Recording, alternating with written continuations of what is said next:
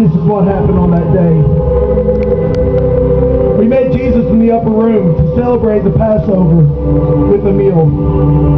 Jesus then spoke to us about one of us betraying him as we ate and listened.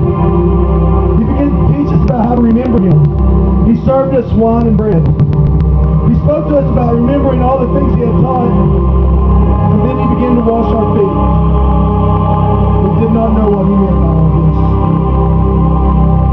From here we traveled to the Garden of Gethsemane, and there Jesus began to pray. He was very concerned. He asked us to keep watch. He prayed something about this cup passing from him. Then he proclaimed, "Father, your will be done." We did not understand what he meant by this. As he continued to pray, we fell asleep. We didn't stay awake when he needed us most. In a distance, there came Judas with a crowd, armed, swords, and clubs, sent from the chief priests and elders of the people. At once Judas ran up to Jesus and betrayed him with a kiss. When the men came forward, Peter drew his sword and cut off one of the ears of one of the guards.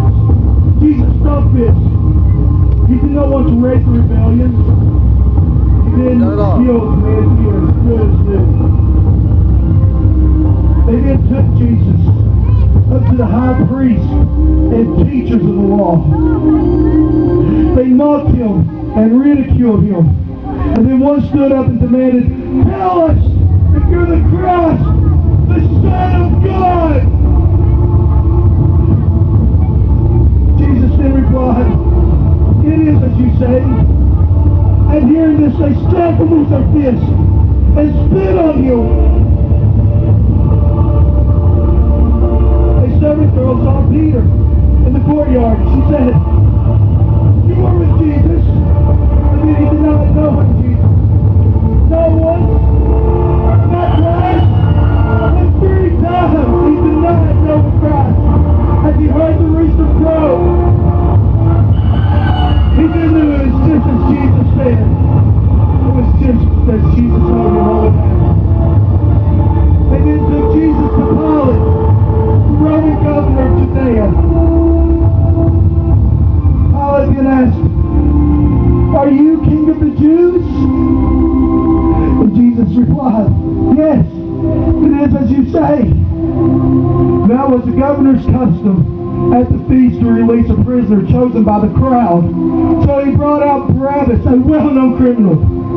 Pilate asked the prisoner. Pilate then asked the crowd, "What do you want me to do? Who do you want me to release? Barabbas or Jesus?" The crowd answered Barabbas, to release Barabbas. He said, "What then shall I do with Jesus?" And they replied, "Crucify him! Crucify him!" Pilate then took water, washed his hands of it, and said he would have no part in the shedding of this man's blood. Then the governor's soldiers took Jesus. They stripped him and put a scarlet robe on him. They took a crown of thorns and placed it upon his head.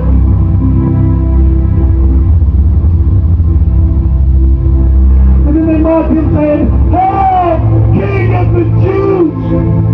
Repeatedly they struck him and spit on him. They then took him away to crucify him.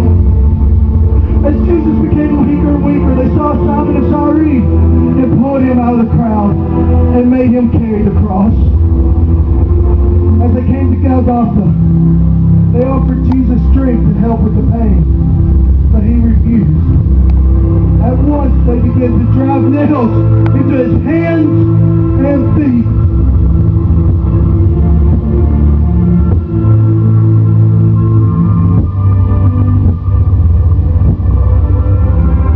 Then they lifted him up for the whole world to see him die. And then they began to mock him, saying, "You who are going to destroy the temple and rebuild it in 3 days, come down from there. They said he saved others, but himself he could not save. They crucified two robbers with him, one on his left and one on his right. One began to mock him, just as a crowd, saying, come down from there if you're so powerful. But not the other. The other said, Jesus, remember me when you come into your kingdom. And Jesus said, surely today you will be with me in paradise. From the 6th hour to the 9th hour, darkness came over the land. Jesus then cried out, my God, why have you forsaken me? Immediately after this, someone offered him drink to help quench his thirst.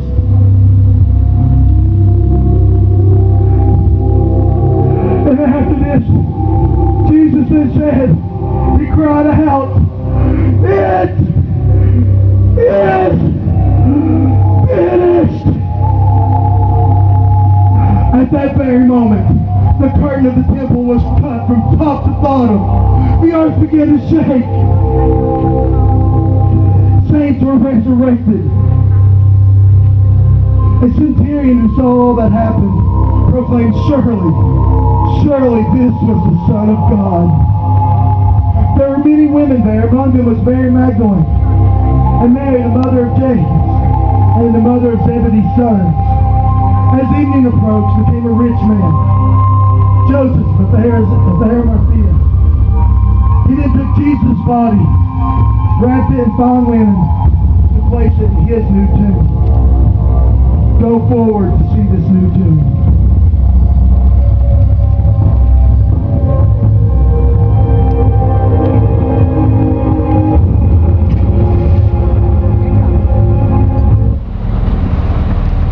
Diga, Bob.